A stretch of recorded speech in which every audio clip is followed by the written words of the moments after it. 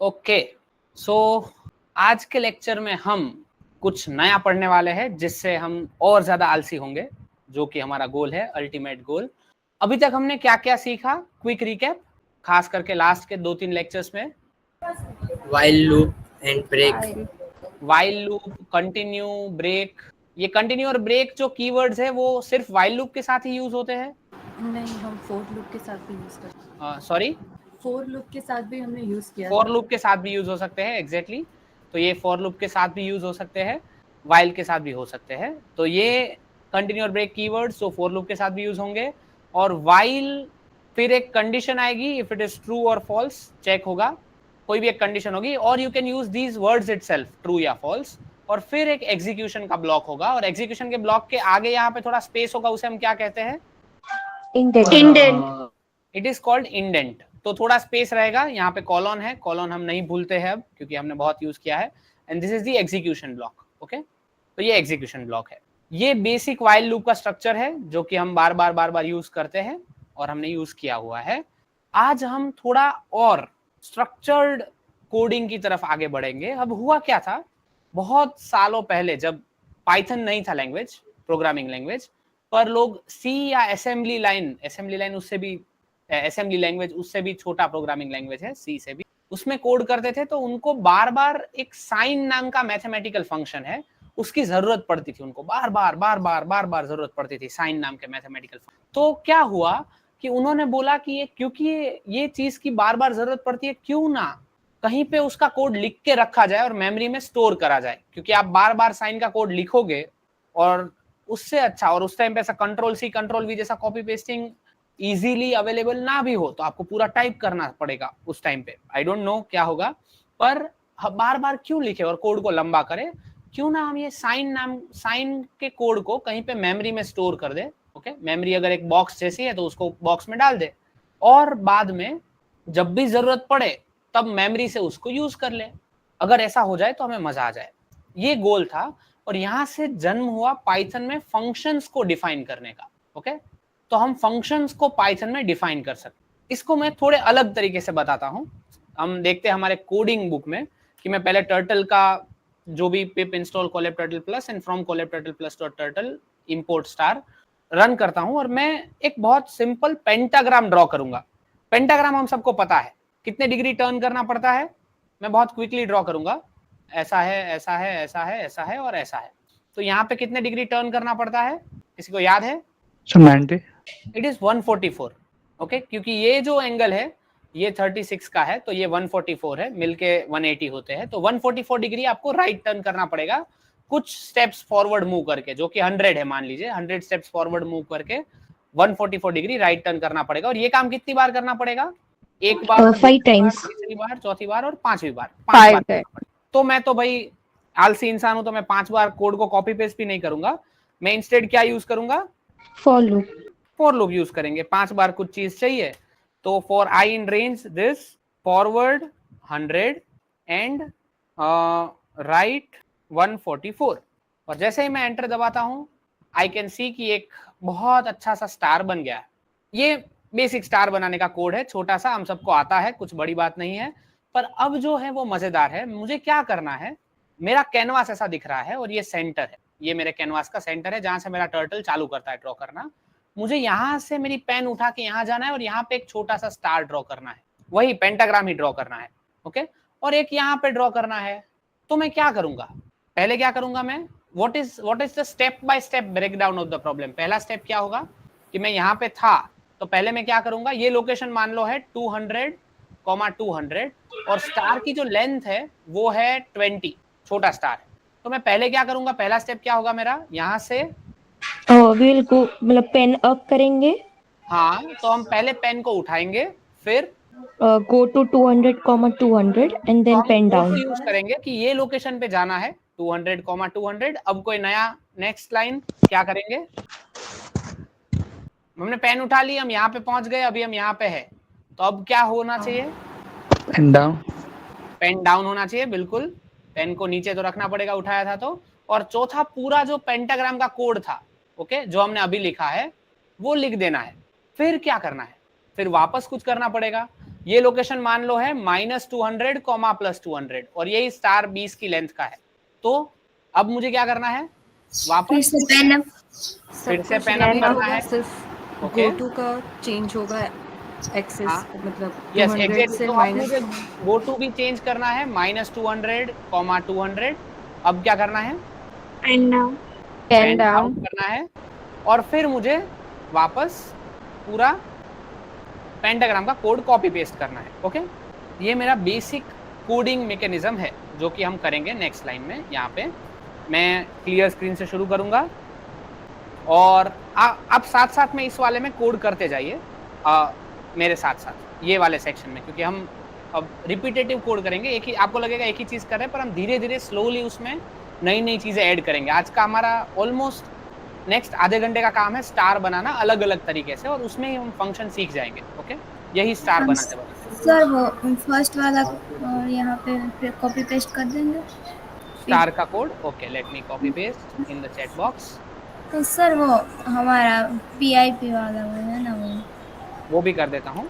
ये स्टार वाला कर दिया और PIP वाला भी कर दिया। ओके, दोनों कॉपी पेस्ट कर दिए। पहले PIP वाला रन करेंगे and then it should be good enough. Okay, तो ये क्लियर स्क्रीन यूज कर लिया। अब मैं यूज करूंगा पेन अप। अब इसके साथ कोलैब टर्टल के साथ अच्छी बात यह है कि आप पेन अप पूरा ना लिख के PU भी लिख सकते हैं एंड इट विल एक्सेप्ट, उसको कोई प्रॉब्लम नहीं है। ओके, अब मैं गो टू करूंगा 200। सर हाँ, तो क्लियर स्क्रीन में भी पूरा लिखना पड़ेगा? इसमें क्लियर स्क्रीन पूरा लिखना पड़ेगा, उसके लिए हमारे पास ऑप्शन नहीं है। पर पेन अप पेन डाउन में PU PD लिख सकते हैं और वो सीखेगा, उसको कोई प्रॉब्लम नहीं है। और अब मैं पूरा स्टार का कोड, क्योंकि हम 200,200 पे चले गए, पेन नीचे रख दिया, तो अब स्टार का कोड आएगा। स्टार का कोड है फॉर I इन रेंज। अब मैं क्यों लिखूं, मैं भी आलसी हूँ, मैं करूँगा कॉपी पेस्ट स्टार का कोड। ओके, और स्टार का कोड कॉपी पेस्ट किया। और पाइथन ये कोलैब टर्टल ऐसा है कि आप फॉरवर्ड की जगह FD भी लिख सकते हैं और राइट की जगह RT भी लिख सकते हैं, और वो समझेगा कि आप क्या करना चाहते हो। ओके, फिर मैंने इंडेंट हटा दिया। अब मुझे यही कोड पूरा इतना ब्लॉक वापस कॉपी पेस्ट करना है, और इस बार बस लोकेशन 200,200 की जगह -200,200 है, और दोनों में फॉरवर्ड 100 की जगह पे बस 20 है। आप 20 डिग्री 20 स्टेप ही फॉरवर्ड जा रहे हो। और जैसे ही मैं ये ब्लॉक ऑफ कोड को रन करूंगा, वो यहाँ पे जाके पहले स्टार बनाएगा, फिर वहाँ पे जाके स्टार बनाएगा। ओके, फॉरवर्ड की जगह FD, राइट की जगह RT, ये सब यूज करना अलाउड है। लेफ्ट की जगह LT, बैकवर्ड की जगह BK, ऐसा हम यूज कर सकते हैं टर्टल में। हम अभी तक इसलिए नहीं यूज करते थे ताकि फिर वो थोड़ा आपको थोड़ा प्रैक्टिस हो जाए टाइपिंग का। अब हम यूज करेंगे। आई थिंक अब सब टाइप को लेकर अच्छे हैं। तो ये हो गए 2 स्टार्स। इस अप्रोच में क्या प्रॉब्लम है? अगर मुझे यहाँ पे 50 अलग अलग स्टार्स बनाने हैं तो इस अप्रोच में क्या प्रॉब्लम है? आप में से कोई बता सकता है? कुछ ऐसा होना चाहिए 50 स्टार हम एक साथ बना सके। एग्जैक्टली, क्योंकि हमें और ज्यादा आलसी बनना है, तो कुछ ऐसा हो कि जिसमें हम फटाफट 50 स्टार बना पाए, तो हमें बहुत मजा आएगा। ग्रेट, तो क्या तरीका है उसके लिए? मैं ये भी कोड कॉपी पेस्ट करता हूँ जो मैंने अभी लिखा, तो एक बार बस ट्राई कर लीजिए, आप सबको समझ में आ जाएगा। अब हम सीखते हैं कि वो क्या ऐसा है जिसकी वजह से आप एक साथ बहुत जल्दी, बहुत शॉर्ट टाइम में बहुत सारे स्टार्स बना सकते हो, और वो है, उसे हम कहते हैं फंक्शन। ओके, फंक्शन क्या है? फंक्शन एक ब्लॉक ऑफ कोड है जो हमने ऑलरेडी डिफाइन किया हुआ है, which is pre defined. Okay, एक ब्लॉक ऑफ कोड है जो हमने ऑलरेडी डिफाइन किया हुआ है कहीं पे, पता नहीं कहाँ पे।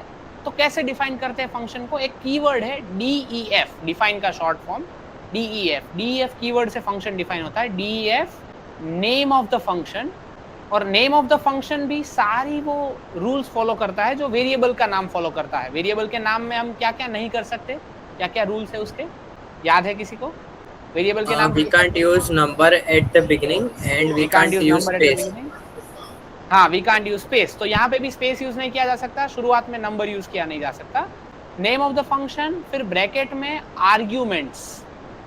ओके, हम अभी डिफाइन करेंगे, फिर कॉलन, और फिर इंडेंट के साथ what you want to do in the function. तो ये एक इंडेंट रहेगा, और उसके साथ what do you want to do in the function. ये फंक्शन का बेसिक डेफिनेशन स्ट्रक्चर है। हम अभी एक फंक्शन डिफाइन करेंगे बहुत छोटा सा और उससे हम चेक करेंगे। ओके, तो DEF कीवर्ड है, फिर आप फंक्शन का कुछ भी नाम दे सकते हो, ब्रैकेट में आर्ग्यूमेंट्स रहेंगे जो अभी हम धीरे धीरे शुरू करेंगे सीखना। तो मैं एक फंक्शन डिफाइन करता हूँ DEF स्टार, स्टार नाम का एक फंक्शन है। मैं अभी आर्ग्यूमेंट में कुछ नहीं रख रहा हूँ, पर ये स्टार नाम का फंक्शन क्या करेगा, तो ये करेगा फॉर I इन रेंज 5, ये स्टार ड्रॉ करेगा, FD 20 20 की लेंथ का स्टार ड्रॉ करेगा, RT 144। जब भी आप ये फंक्शन डिफाइन करते हैं, अब आप उससे बाहर आ गए, तो ये आपका स्टार फंक्शन डिफाइन हो गया कि ये जब भी आप स्टार बोलेंगे कंप्यूटर को, ब्रैकेट ओपन ब्रैकेट क्लोज, तब कंप्यूटर क्या करेगा, तो कंप्यूटर ये एग्जीक्यूट करेगा जो अंदर है। अंदर है मतलब जो एक इंडेंट के साथ है वो सब कुछ एग्जीक्यूट करेगा, और एक इंडेंट के साथ है for loop, this will be executed.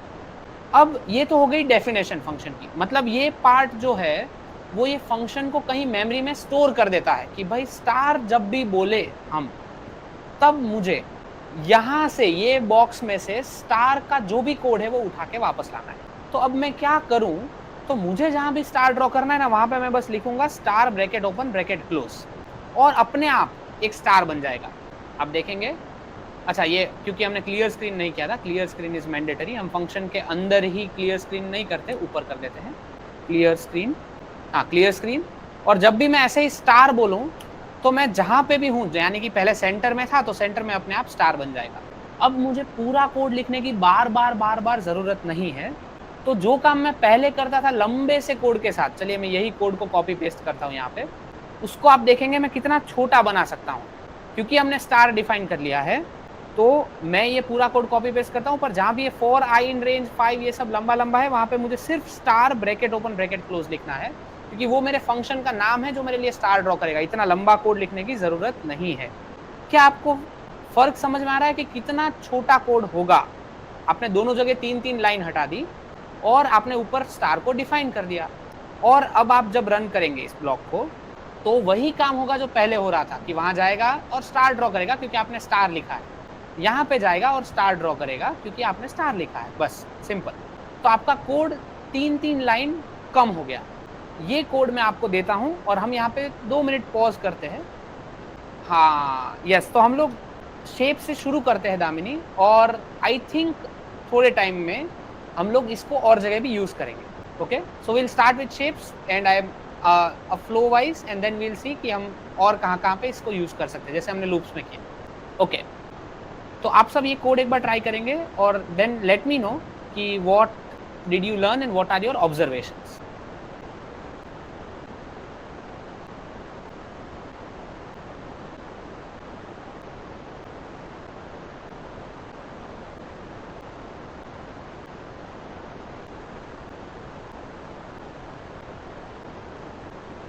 आप सब कोड के साथ खेल रहे हैं। I just want to know कि क्या क्या आपको नया लगा इसमें, या क्या अलग लगा।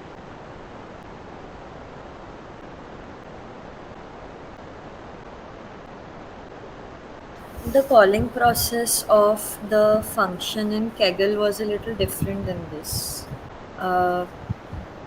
Also, I mean, it wasn't accepting any other format of calling because, as you said, कि वो एक जैसा उनका कोड है वैसा ही लिखना ज़रूरी था, otherwise it will say it's incorrect. But वहाँ पे ऐसा होता था कि जैसे हमने स्टार डिफाइन किया तो वो डिफाइन हो गया, फिर नीचे I had to make another variable, जैसे for example new star equal to star, और उसके आर्ग्यूमेंट में मुझे चीज़ें डालनी पड़ती थी। जो हमने यहाँ पे फॉरवर्ड और उसका जो पैरामीटर्स था 20 और 100, वो एज इनपुट उसमें जाता था। So that was a different thing that I noticed. तो वो जो केगल में शायद आपने सीखा वो that is a very good observation कि वहाँ पे एक advanced level of functioning use होती थी, जो हम अभी धीरे धीरे जाएंगे वहाँ पे नीड बेस्ड। पर एक चीज़, the word that you used which is very good is function को कॉल करना। तो ये जो लाइन है star bracket open bracket close, जब हम कंप्यूटर को star bracket open bracket close बोलते हैं तो कंप्यूटर को क्या समझ आता है? आपको क्या लगता है, कोई एनीवन? जब हम इसको बोलते हैं star bracket open bracket close, तो ये कहाँ जाता है? उसको क्या समझ आता है? The one that we defined previously, defined star, it goes to that part. हाँ, तो ये जाता है ऊपर कि कहाँ ऊपर कोड में स्टार डिफाइन किया हुआ है एज अ फंक्शन, और उसका जो भी कोड है वो यहाँ एग्जीक्यूट कर देता है। तो ऐसी जब हम ऐसे फंक्शन को कॉल करते हैं, हम इसको कई बार बोलते हैं इन्वोकेशन ऑफ फंक्शन या calling of function. Simple language में हम फंक्शन को कॉल कर रहे हैं, वहां से बुला रहे हैं कि भाई आ जाओ इधर, आ जाओ इधर, ऊपर कहीं डिफाइंड है, मेमोरी में स्टोर्ड है, वहां से बुला रहे हैं। और आपको कुछ पैरेलल्स दिखे, कहीं पे कुछ नया ऑब्जर्वेशन, कुछ अलग कोड करना, हम ये कर रहे थे बाय द वे कि हम पेन अप कर रहे थे, गो टू कर रहे थे, पेन डाउन कर रहे थे, फिर 3 लाइंस ऑफ कोड लिख रहे थे स्टार के लिए, फिर वापस pen up, go to, pen down और 3 लाइंस ऑफ कोड लिख रहे थे स्टार के लिए। ये इनिशियल प्रोसेस था। जब हमने एक बार फंक्शन को डिफाइन कर दिया, मतलब यहाँ पे हमारी 3 लाइन ऑफ कोड बढ़ गई। ओके, जितनी ज्यादा लाइंस उतना ज्यादा टाइम लगेगा कंप्यूटर को एग्जीक्यूट करने में, राइट? तो कम लाइंस उतना कम टाइम लगेगा। ये बहुत सिंपल लॉजिक है। तो यहाँ पे हमने 3 लाइंस ऐड कर दी, पर जैसे हमने यहाँ पे 3 लाइंस ऐड करी, क्या फायदा हुआ? ये डिफाइन करने के लिए हमने 3 लाइंस ऐड कर दी, जैसे ये करी तो क्या फायदा हुआ हमें कोड में? The 6 lines that we were using for drawing the stars are reduced.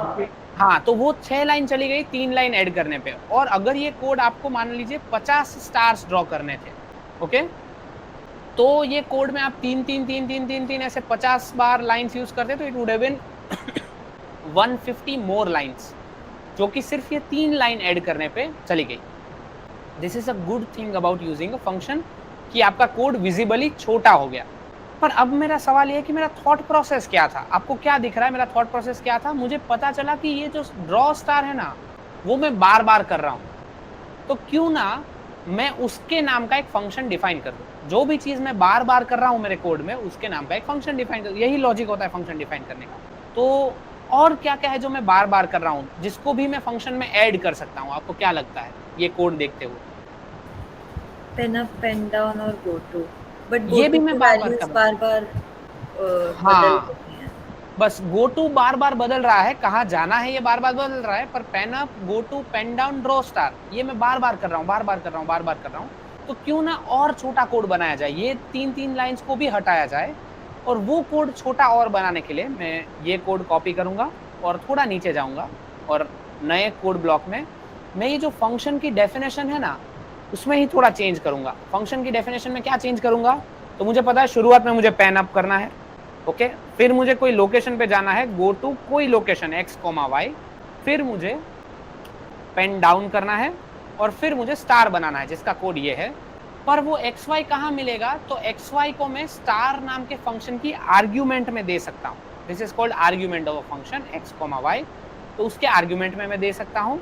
और अब मुझे जब फंक्शन को कॉल करना है तो मुझे बस लिखना है स्टार, कहाँ ड्रॉ करना है? तो भाई ड्रॉ करो 200, 200 पे। फिर से ड्रॉ करना है स्टार, कहाँ ड्रॉ करो? तो -200, 200 पे। और अब मैं रन करूंगा तो इमीडिएटली वो वहां जाएगा, वहां एक स्टार ड्रॉ करेगा, यहाँ जाएगा, यहाँ एक स्टार ड्रॉ करेगा, okay.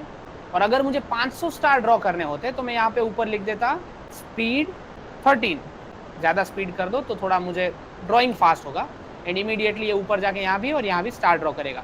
Now if you look at this code, ये पढ़ने में अच्छा लग रहा है या फिर ऊपर वाला, या फिर उससे भी और ऊपर वाला जो लंबा सा था? कहाँ गया? ये रहा। तीनों में से कौन सा पढ़ने में ज्यादा अच्छा लग रहा है और बार बार यूज करना है तो ज्यादा अच्छा लगेगा? यस हर्षिल? लास्ट वाला। लास्ट वन, आई थिंक आप सब अग्री करते हैं कि लास्ट वाला ये है फंक्शन का यूसेज। और ऐसे ही आप आर्ग्यूमेंट भी डिफाइन कर सकते हैं। तो क्या आइडिया है कि पहली जो आर्ग्यूमेंट आपने डिफाइन करी वो है x, तो आप फंक्शन को कॉल करते टाइम भी जो पहला नंबर लिखेंगे ना वो ऑटोमेटिक x में जाएगा। दूसरी आर्ग्यूमेंट आपने डिफाइन करी y, तो फंक्शन को कॉल करते टाइम जो दूसरा नंबर लिखेंगे वो ऑटोमेटिक y में जाएगा। और क्या क्या चीजें हैं जो आप हर बार नया नया स्टार बनाने के लिए वेरी कर सकते हैं? क्या क्या है जिसको हम आर्ग्यूमेंट में और डाल सकते हैं? क्या लगता है? हर बार कुछ नया करना है स्टार के साथ तो हमें यहाँ पे कुछ बदलना ना पड़े, ऐसा कुछ आपको दिमाग में आ रहा है? लोकेशन तो बदल ही सकती है, तो वो हमने बदल दी x और y को ऐड करके। फॉरवर्ड वाला और राइट जो हम लोग कमांड देते हैं वो। हाँ, पर राइट अगर कुछ और देंगे तो स्टार नहीं बनेगा, राइट 144 पे ही स्टार बनेगा। तो फॉरवर्ड वाला हम हर बार बदल सकते हैं, that can be called length of the star. तो मैं एक नई आर्ग्यूमेंट ऐड कर सकता हूँ लेंथ नाम की, और वो लेंथ नाम के आर्ग्यूमेंट में जो भी नंबर जाएगा वो यहाँ आएगा, लेंथ पे यहाँ पे आएगा, और मैं जब अब फंक्शन को कॉल करूंगा तो अब मुझे 3 आर्ग्यूमेंट देनी पड़ेगी। तो यहाँ पे मुझे स्टार बनाना है मान लो 25 की लेंथ का, पर यहाँ पे मुझे स्टार बनाना है 100 की लेंथ का। ये लोकेशन कि 200,200 पे छोटा स्टार बनेगा, -200,200 पे बड़ा स्टार बनेगा। और अब जब मैं रन करता हूं तो यहाँ पे बड़ा बना, यहाँ पे छोटा बना। See how easy this is compare to वो बार बार रिपीट करना। Can you feel how easier this is? मैं ये कोड कॉपी पेस्ट कर रहा हूं in the chat box and you can see कि ये कोड की लेंथ सिग्निफिकेंटली छोटी होती जा रही है।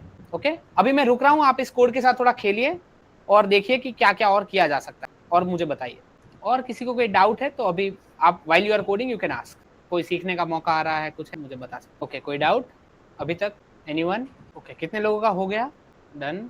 Okay, great. किसी को कोई सीखने का मौका आया है, कुछ डाउट आया है? तो आप अभी तक क्या समझे फंक्शंस को लेकर कि कहाँ काम आ सकते हैं, कैसे काम आ सकते हैं, और कोई नया?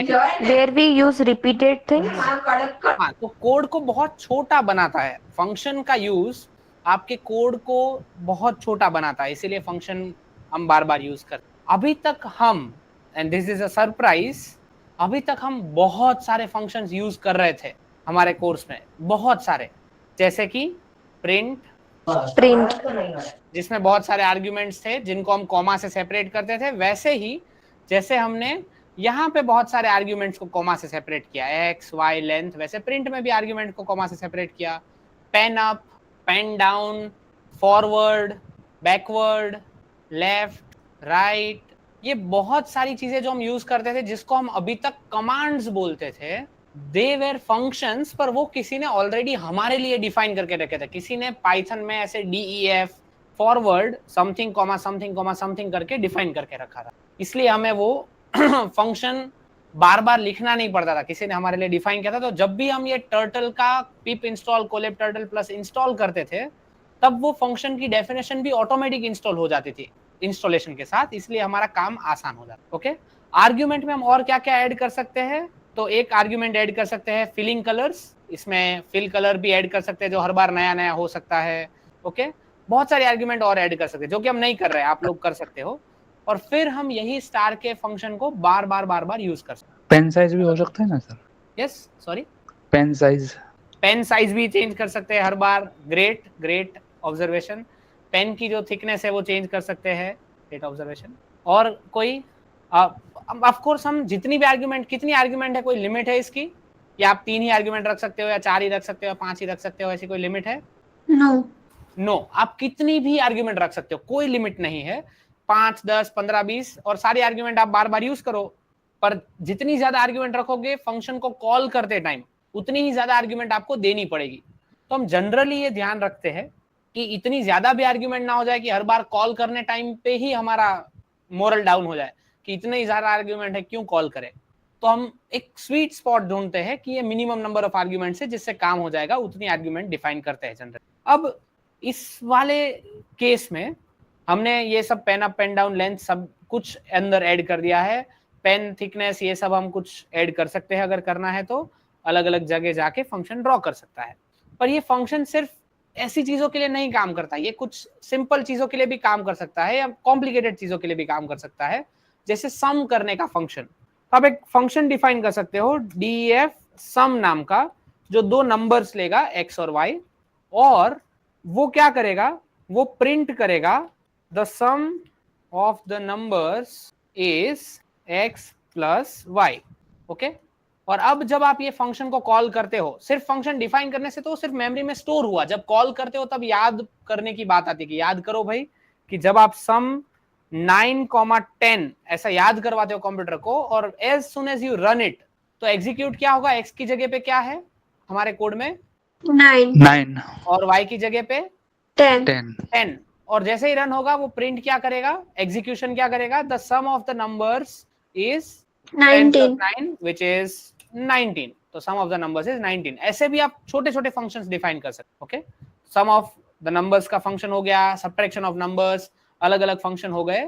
तो अब अगर आप ग्रीटिंग कार्ड डिजाइन करते जीवन में, अब अगर आप ग्रीटिंग कार्ड डिजाइन करते, तो क्या आप इतना लंबा कोड लिखते कि आपको अगर 5 जगह स्टार बनाने हैं तो एक स्टार का फंक्शन यूज करके फटफट 5 स्टार बना देते? What would you do? Of course, you'll use function. हाँ, जितना कम छोट मतलब कम लंबा कोड हो उतना अच्छा है। तो आप अलग अलग कर सकते थे। मैं ये फंक्शन को बार बार कॉल कर सकता हूँ, सम 20,21 और फिर नेक्स्ट लाइन में आएगा the sum of the numbers is 41। पहले बार में 19, दूसरी बार में 41, अलग अलग हम बार बार कॉल कर सकते हैं। ये कॉल करने के दो मेथड्स, एक तो है कि आप ऑर्डर ध्यान में रखो कि फंक्शन जब हमने डिफाइन किया था तो पहला x किया था तो पहला x रखो, दूसरा y किया था तो दूसरा y रखो। ये काम तब नहीं करता जब आपके पास बहुत सारे आर्ग्यूमेंट्स है, 5-10 आर्ग्यूमेंट है, तो आपको वो ऑर्डर याद नहीं रहेगा कि पहले x था कि पहले y था कि क्या था। उस केस में हम कई बार ऐसे भी फंक्शन को कॉल करते हैं कि जैसे ही आप सम ब्रैकेट ओपन ब्रैकेट क्लोज करोगे ना, तभी वो आपको बता देगा कि इसमें क्या क्या आर्ग्यूमेंट्स चाहिए। ऊपर देखो, वो ऊपर बता रहा है x any y any, ऐसा दिखा रहा है वहां पे।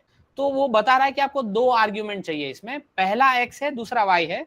तो आप x equals to 10 y equals to 19 ऐसे भी डिफाइन कर सकते हो। ओके, पहले वाला था वो पोजिशनल आर्ग्यूमेंट मेथड होता है, और दूसरे वाला जो है उसको आप वेरिएबल के साथ कॉल करते हो। ओके, दूसरे वाला जो कॉलिंग मेथड है, और अभी भी यही आंसर देगा 10 + 19 29। पर आपने इसमें आप ऑर्डर चेंज भी कर सकते हो कि y इक्वल टू 19, फिर आपको याद आया हो कि x भी देना है तो x इक्वल टू 10, तो ऑटोमेटिक वो वैसे ही कॉल करेगा और आंसर 29 आएगा, x की वैल्यू 10 लेगा, y की वैल्यू 19 लेगा। तो ये जो तरीका है कॉल करने का, वो बहुत सारी आर्ग्यूमेंट्स होती है तब काम करता है, और ये जो तरीका है वो कम आर्ग्यूमेंट में भी काम करता है। Okay, this is how we use it differently. किसी को कोई डाउट यहाँ तक? कोई डाउट? ओके, तो मैं क्वेश्चन देता हूँ। Question is write a function to calculate absolute value of a number. हाँ, absolute value of a number क्या होता है, किसी को पता है? कोई नंबर का एब्सोल्यूट वैल्यू, जैसे -5 का एब्सोल्यूट वैल्यू क्या होता है, किसी को पता है? ओके, मॉड पता होगा शायद, मॉड -5। आई थिंक सो -5 का 5 होगा हाँ, मॉड्यूलस। ऐसा आप हाँ, सबने सुना होगा कहीं पे जीवन में, मॉड -5। इसका आंसर क्या आता है? 5 +5।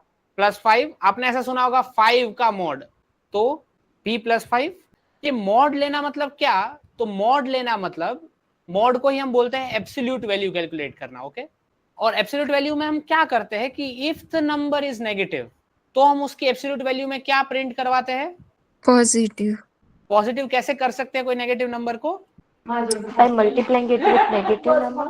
Multiplying with -1। तो अगर वो नंबर नेगेटिव है तो प्रिंट करो -x, मतलब कि अगर वो नंबर -5 है तो प्रिंट करो -5 यानी कि 5, एल्स प्रिंट करो x। ये छोटा सा कोड है, वो एब्सोल्यूट वैल्यू बनाने का कोड है, और उसका भी हम फंक्शन डिफाइन कर सकते हैं। ओके, कि अगर कोई नंबर नेगेटिव है तो एक और नेगेटिव साइन आगे लगा दो प्रिंट करते टाइम, ताकि वो पॉजिटिव बन जाए, बाकी वो नंबर पॉजिटिव है तो वैसे ही प्रिंट कर दो। ओके, तो let's define a function def abs of any number x, absolute of any number x कैसे होगा? तो if the number is negative print -x, else print +x। और जब मैं अब इस फंक्शन को कॉल करूंगा, सिर्फ इतना डिफाइन करने से कुछ नहीं होगा, जब मैं कॉल करूंगा एब्सोल्यूट वैल्यू ऑफ -5 के लिए, तो ये मुझे क्या आंसर देगा?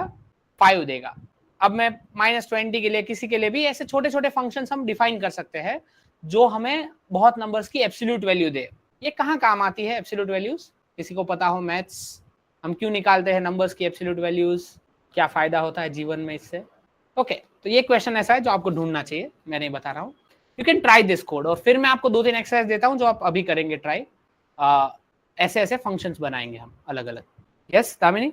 सिंपली पुट, अगर जब हमें सिर्फ मैग्नीट्यूड के साथ काम करना हो तब हम यूज कर सकते हैं एब्सोल्यूट वैल्यू। हाँ, पर हम मैग्नीट्यूड के साथ क्यों काम करना चाहते हैं जनरली? ऐसी कौन सी एप्लीकेशन है या कहीं पे ऐसा है जहाँ हम मैग्नीट्यूड के साथ काम करते हैं? I mean, I don't know, when we just want Quick to time. work with the size of something and not where it is acting. हाँ, डिस्टेंस मेजर करने के लिए, that is real life scenario जहाँ पे हमें कहीं पे किसी का डिस्टेंस मेजर करना है, तो हम एब्सोल्यूट वैल्यू बहुत जल्दी से यूज करते हैं। जो नंबर लाइन है हमारी, वो नंबर लाइन पे हम अगर ये पॉइंट से इधर जाए या इधर जाए, डिस्टेंस मेजर करना है तो हम एब्सोल्यूट वैल्यूज का यूज करते हैं। मेनली यहाँ पे यूज हम बहुत ज्यादा करते हैं। यस, तो अब आपका काम है एक फंक्शन डिफाइन करना जो रेडियस लेगा और area of the circle print करेगा। एरिया ऑफ द सर्कल का फॉर्मूला क्या है? पाई r² पाई r²। और पाई आप कहाँ से लोगे? पाई हमने एक बार कहीं पे बीच में किसी और जगह से लिया है, वैसे तो आप 3 from math function. हाँ, तो एक मैथ मॉड्यूल है, आप लिख सकते हो कि from math import star at the beginning of your code. तो मैथ से सब कुछ इंपोर्ट करो और फिर आपको जहां पाई लिखना है वहां बस सिंपल स्मॉल लेटर्स में पी आई लिखेंगे तो वो पाई बन जाएगा, फिर P I times R square. तो आपको अभी ये कोड लिखना है, आप लिखिए प्लीज, और फिर मैं आपको एक रेडियस की वैल्यू दूंगा और मुझे आंसर बताइए। कितने दोस्तों का हो गया area of the circle? Okay, keep trying. Function use करना है, राइट? आपको एक फंक्शन लिखना है, फिर उसको चेक करने के लिए मैं बोलूंगा कि कौन से रेडियस पे कॉल करना है सबको। You can check it for radius 1 and see whether the area comes out to be 3.14, और फिर वही फंक्शन में अंदर सरकमफरेंस का भी एक मतलब एक नया फंक्शन बनाओ जो सरकमफरेंस कैलकुलेट करता है। ओके, सॉरी, एक ही फंक्शन में आप ऐसा फंक्शन बनाओ जो रेडियस इनपुट में लेता है और एरिया एंड सरकमफरेंस दोनों प्रिंट करता है, ऐसा फंक्शन बनाना है। सरकमफरेंस कितना है सर्कल का? अगर रेडियस r है तो सरकमफरेंस कितना है? सरकमफरेंस का meaning 2 pi R. The outer line. हाँ, 2 पाई आर। तो जो आउटर लाइन है उसका लेंथ कितना है बेसिकली, तो वो 2 पाई आर है। तो 2 पाई आर और पाई आर स्क्वायर दोनों फॉर्मूलाज का यूज करके आपको सरकमफरेंस और ये दोनों प्रिंट करवाने हैं। वो क्वेश्चन हो जाए, जैसे ही जितने लोग का हो जाए, you just raise hand and you start the next question. Anyone done for the first question circle वाला? Where are you stuck? अगर कोई स्टक है तो okay, Damini is done, okay, Dinki is done. Anyone who is stuck? Yes sir. Okay, किस में stuck हो आप? इसमें कैसे लिखना क्या है वो मुझे समझ में नहीं आ रहा है। ओके, तो आपको यहाँ पे जो हम लिखते थे ऐसा एक आर्ग्यूमेंट जाएगा r रेडियस का और कुछ प्रिंट होगा which will be pi R square, यही काम है। तो हम लोग from math import everything, math से सब कुछ इंपोर्ट करते हैं। Let's define a function called radius, sorry, एक लेट्स बार डिफाइन अ सिर्फ फंक्शन वो कॉल्ड, नेक्स्ट वाला क्वेश्चन दिखा दो ना, मैं देखूं। यस, यहाँ पे ही है। Okay, yes, define area underscore circumference, ऐसे नाम का फंक्शन बनाया है मैंने जो r लेगा इनपुट में और एरिया एंड सरकमफरेंस दोनों को प्रिंट करेगा। बहुत सिंपल है, कैसे प्रिंट करेगा? तो प्रिंट कमांड का यूज करना पड़ेगा प्रिंट करने के लिए, और मैं f आगे लगा दूंगा ताकि मैथ्स अंदर ही हो जाए जो भी करना है वो। So the area of the circle with radius r, जो कि हर बार अलग अलग होगा, इज पाई r स्क्वायर्ड। तो ये एरिया प्रिंट करेगा। और नेक्स्ट लाइन में the circumference of circle with radius r is 2 pi r, ये स्क्वायर वाला पार्ट हट जाएगा। And once you define it like this, अब आपको कॉल करना पड़ेगा एरिया अंडरस्कोर सरकमफरेंस। मैं रेडियस की वैल्यू अभी 1 देता हूँ क्योंकि मुझे पता है 1 में आंसर क्या आएंगे। पहले में 3.1415 आएगा और दूसरे में उसका डबल 6.2831। तो ये मेरा कोड है, इतना सिंपल ही है, कुछ नया नहीं है। How many of you are done now? और किसको मतलब एक पता चला कि ओके ऐसा कुछ करना था? Okay, now you can try with the next code. जिनका हो गया है वो try with the next code. Code ये है कि आप ऑलमोस्ट 3 बुक का वजन 1 किलोग्राम होता है, तो आपका फंक्शन ऐसा होना चाहिए जो नंबर ऑफ बुक्स ले और प्रिंट करे कि इतना वजन होगा उसका। 3 बुक का वजन 1 किलोग्राम है, तो you can check your result with 10,000 books which should weigh about 3,300 kilogram. वो हो जाए तो उसके नीचे वाला कि 3 नंबर आप इनपुट में देते हो फंक्शन में और वो तीनों का मीन निकालता है। मीन मतलब क्या, कैसे निकालते हैं 3 नंबर का mean? If you have 3 numbers x, y and z, तो मीन कैसे निकालते हैं? Sum of 3 numbers upon total number of numbers.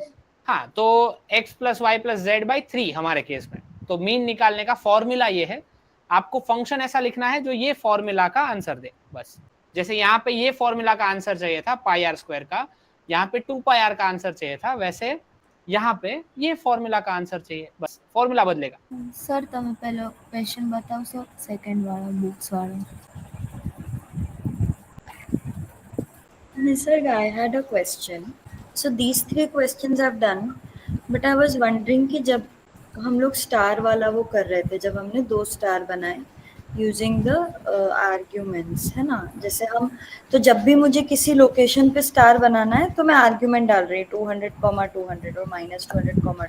So I was thinking कि can we make it in such a way कि वो जैसे हम फॉर लूप चलाते हैं तो वो लोकेशन बार बार वो लोकेशन उस पर डिपेंड करती कि हर इतने गैप में बनाना है या इतने गैप में। तो वही इसमें कुछ हो सकता है क्या? एब्सोल्युटली हो सकता है, और हम करने की ट्राई करेंगे थोड़ी देर मैथ्स के क्वेश्चन करके। I was just coming back to there कि हम लोग कैसे एक स्टार्स का लाइन बनाए पूरा, और वो भी 2-3 लाइन ऑफ कोड में, बार बार वो फंक्शन को भी यूज ना करना पड़े, उसको भी हम हाँ। फॉर लूप से यूज कर लें ऐसा। तो I wanted to try to if tell me if I'm thinking in the right direction.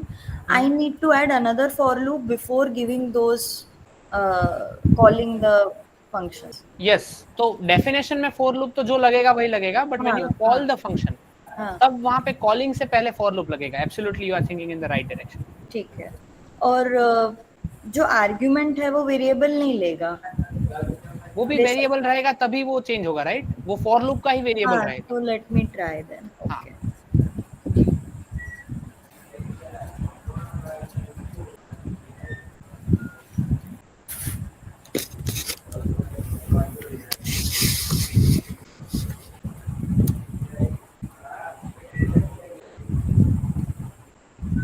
Okay, कितने लोग हैं वो बुक वाला क्वेश्चन कर चुके हैं? It is fairly easy. मैं वेट नाम का फंक्शन डिफाइन करूंगा, और वेट क्या है? तो print F the weight of number books, जो भी नंबर हम देंगे इज कितना, तो जितने भी बुक का नंबर है, हर एक बुक का वजन कितना है? 1/3 किलोग्राम, राइट? तो ओवरऑल वजन होगा नंबर बाई 3, जितना भी नंबर है उसके डिवाइड बाई 3। और अब मैं फंक्शन को कॉल करूंगा वेट को, और मैं चेक करूंगा 10,000 बुक्स के साथ, and then it should print कि वजन 3333 विच इज अबाउट 3300 किलोग्राम होना चाहिए, जो कि हुआ। कितने लोगों को ये हो गया अभी वेट वाला done? Okay, mean of 3 numbers, how many are done? Mean of 3 numbers कितने लोगों का हो गया?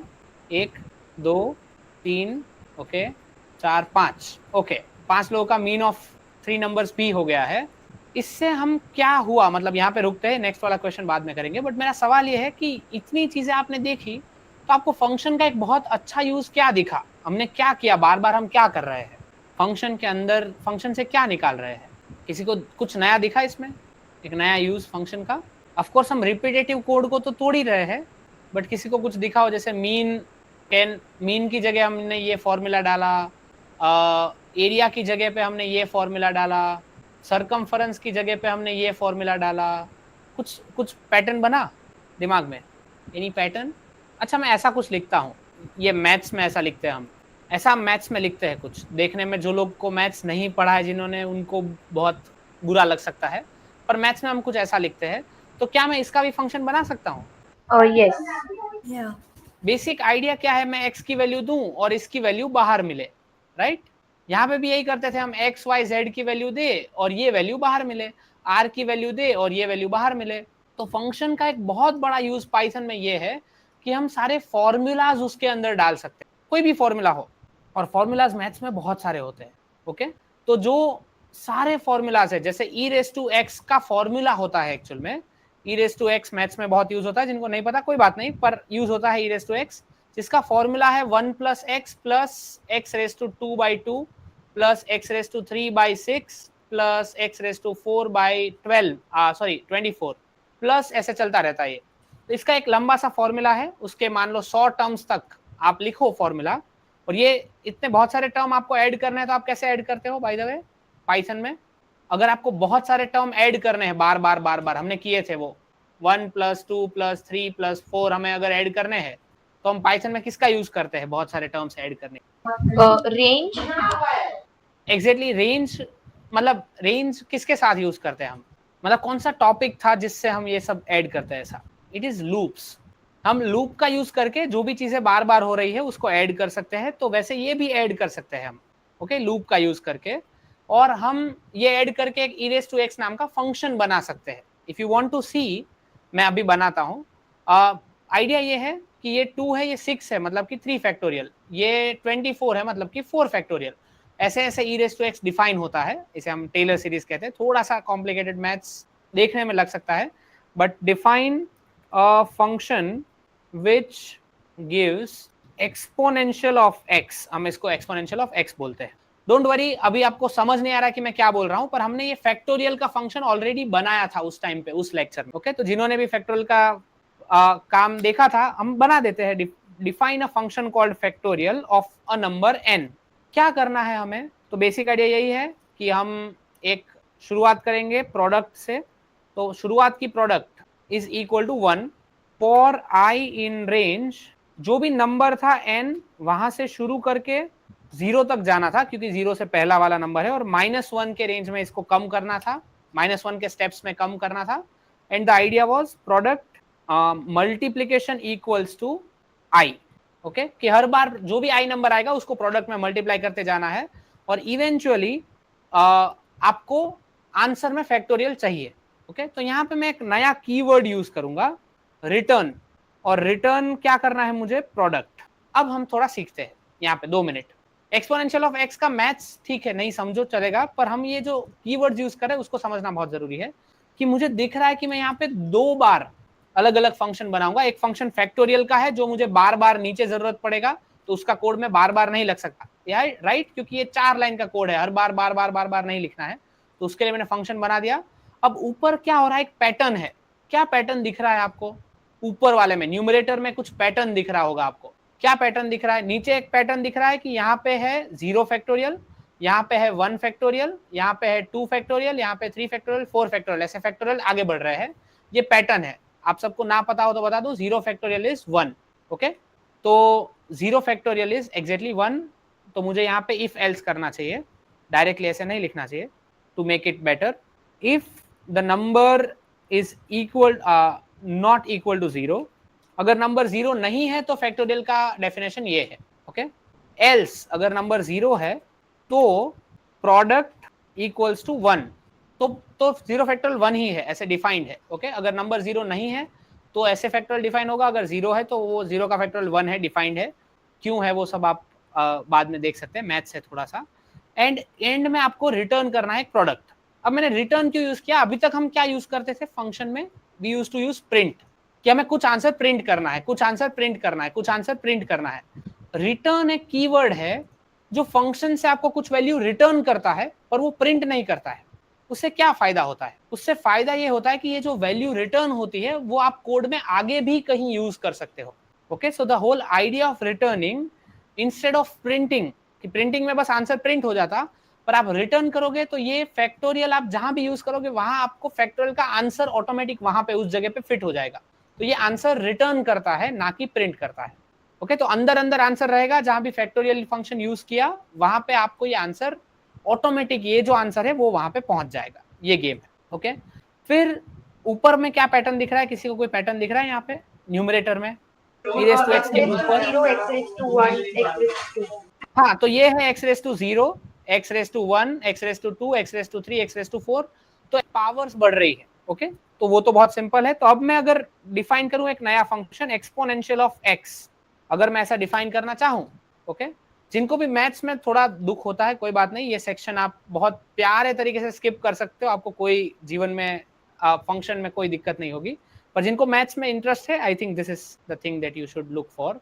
Define exponential of x। अब मैं एक चीज ऐड करूंगा, सम इक्वल्स टू, क्योंकि ये पूरा सीरीज है वो सम का सीरीज है, तो मैं सम को इनिशिएट करूंगा 0 से, और अब मैं बोलूंगा कि फॉर n इन रेंज, मुझे कुछ 100 स्टेप्स तक ये वैल्यूज चाहिए n की, और मेरा सम क्या होना चाहिए? तो सम को मैं डिफाइन करता हूं प्लस इक्वल्स टू, हर बार क्या होगा सम में कि x जो भी है, x की जगह जो भी नंबर आएगा, मैं एक्सपोनेंशियल कोई भी कोई एक पावर होगी की जो मुझे ढूंढनी होगी, right, e raised to 2, e raised to 4, वो जो भी पावर होगी वो पावर की वैल्यू वो x की वैल्यू है जो यहाँ पे आएगी, and it is sum plus equal to x की पावर जो भी n की वैल्यू है, वो ये n जो है वो 0 से चालू होकर 100 तक जाएगा, divide by factorial of n। Okay, divide by factorial of n, और ये फैक्टोरियल फंक्शन हमने ऊपर डिफाइन किया था। तो ऐसे आप एक सम को ऐड करते जाओगे, हर एक टर्म को सम में ऐड करते जाओगे, और फिर आप रिटर्न करोगे सम को, आप एंड में रिटर्न करोगे सम को। इस अगेन हम प्रिंट यूज नहीं कर रहे बिकॉज हर बार फिर वो प्रिंट करेगा।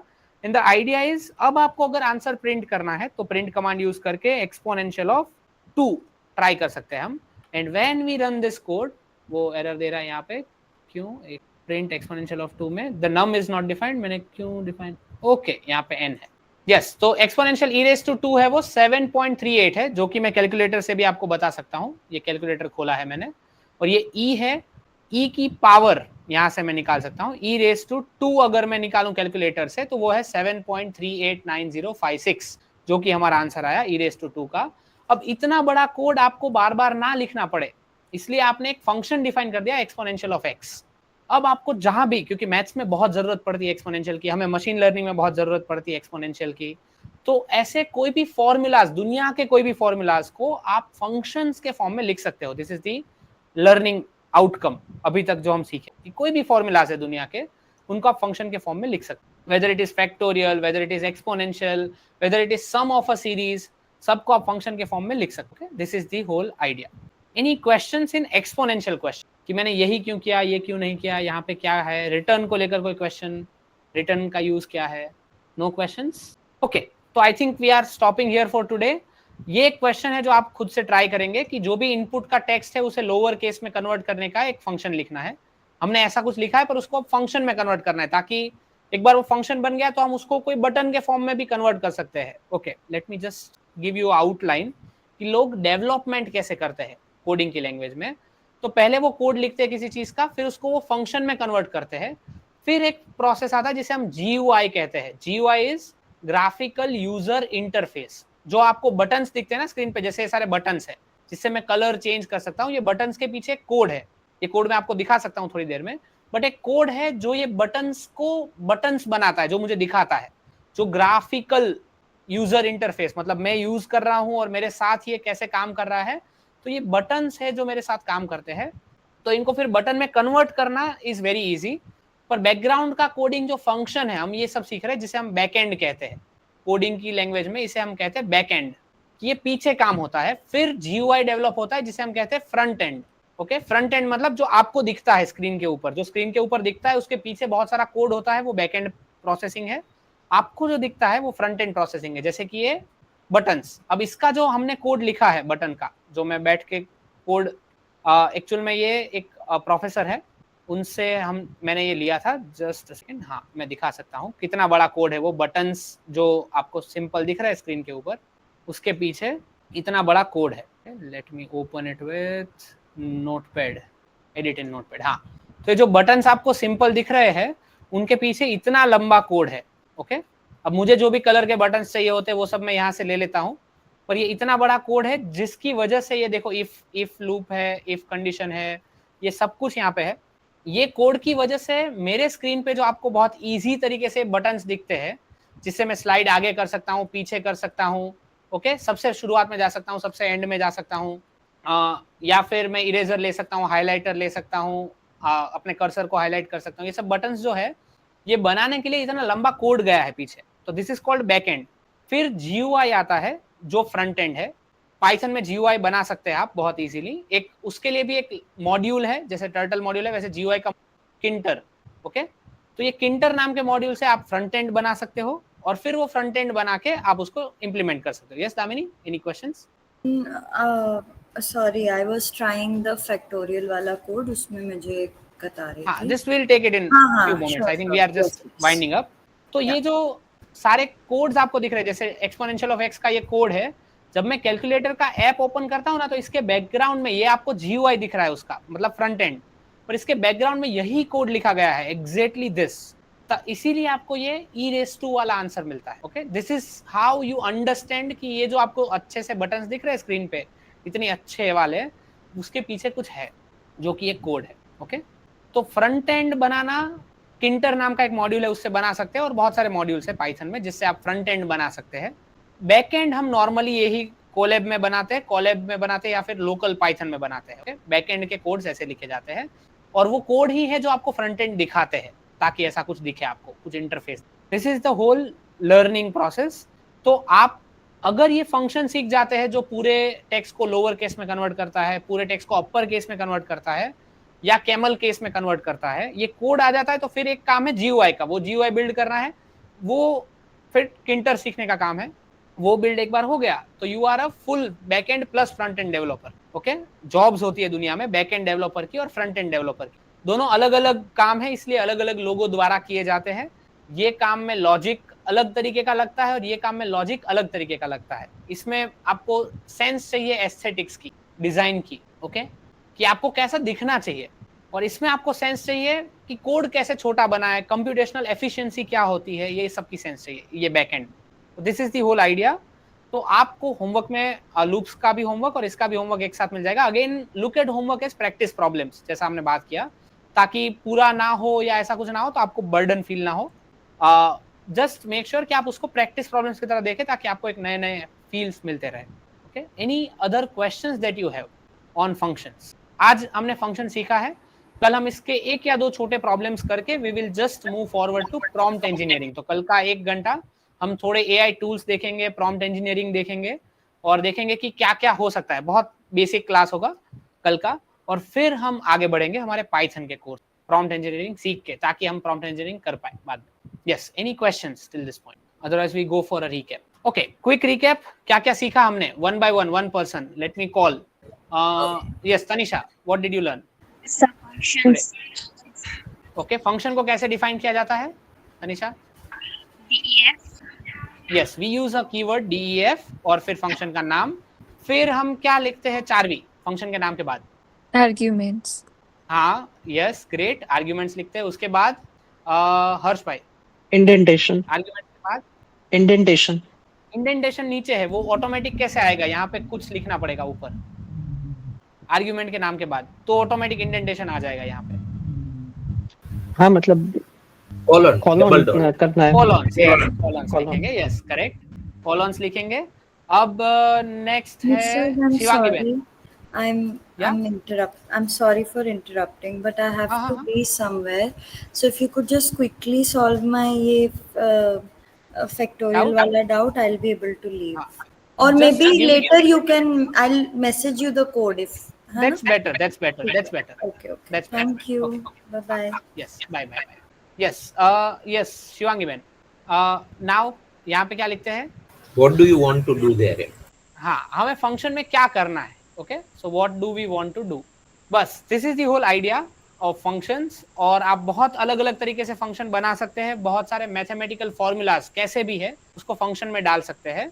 एक मैथमेटिशियंस फंक्शन को थोड़े अलग तरीके से देखते हैं, हम कंप्यूटर साइंस में ऐसे देखते हैं कि आप कुछ इनपुट्स दो उनको, जैसे कुछ आर्ग्यूमेंट्स, और वो आपको कुछ आउटपुट रिटर्न करे। और जब आउटपुट रिटर्न होता है, जैसे हमने रिटर्न यूज किया, रिटर्न और प्रिंट में क्या फर्क है? हमने रिटर्न यूज किया एक जगह प्रिंट यूज किया है कई जगह पे, तो क्या फर्क है उनके यूसेज में? जब हम रिटर्न यूज करते हैं तो क्या फायदा होता है, प्रिंट यूज करते हैं तो क्या होता है?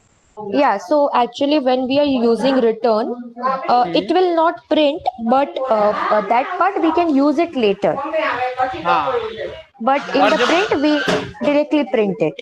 हाँ, तो जब हम प्रिंट यूज करते हैं तो हमें सीधा आंसर प्रिंटेड मिल जाता है, पर रिटर्न यूज करते हैं तो वो आंसर है वो कहीं और यूज कर सकते हैं कोड में, और वो प्रिंट नहीं होता है। हमें बार बार, एक्चुअल में लंबा कोड होता है तो हम सब कुछ बीच का प्रिंट नहीं करवाना होता है हमें। जैसे कि ये कैलकुलेटर में मैंने e⁻² किया, तो उसने फैक्टोरियल का कोड था उसके बैकएंड में भी, पर उसने उसका आंसर प्रिंट नहीं किया, उसने डायरेक्टली वो आंसर कहीं और यूज किया और फिर बाद में यहाँ पे आ गए। ओके, तो this is the whole idea of functions. मैं आपको थोड़े प्रॉब्लम्स लूप पे और थोड़े प्रॉब्लम्स फंक्शन पे, दो अलग अलग होमवर्क असाइनमेंट में दे दूंगा कल सुबह, तो आपको मिल जाएंगे। So we are stopping here.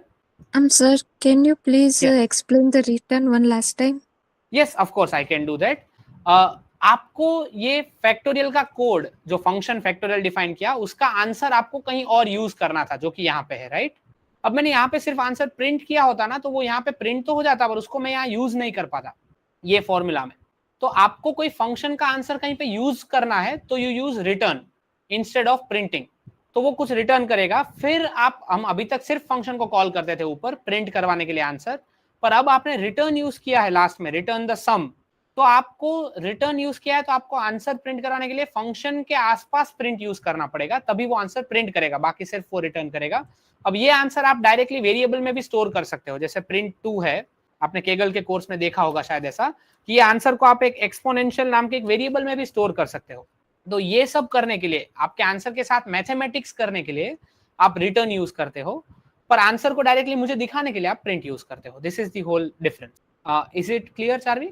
Better? Yes, so मैं क्या समझी वो मैं बताती हूँ कि हमने डिफाइन किया, फिर उसके अंदर हमने कुछ कोड रन किया, और हाँ। वो कोड का जो रिजल्ट आ रहा है वो हाँ। हमें दूसरे प्रोसेस में चाहिए, दूसरे कोड में उसका आंसर यूज करना है। तो फिर ठीक हमने वो फर्स्ट जो डिफाइन किया था उसे रिटर्न कर दिया, तो वहां वो स्टोर हो गया। जिससे हम दूसरे में यूज करते हैं वहां वो यूज हो जाता है, लेकिन हमें प्रिंट होके दिखता नहीं है। हाँ yes, मगर और जब हमने हमें बहुत प्रिंट किया होता तो स्टोर ना हुआ होता, तो दूसरे में वो यूज ना होता। exactly correct answer yes, everyone understood this? Okay, so let us quickly close the session with आपके feelings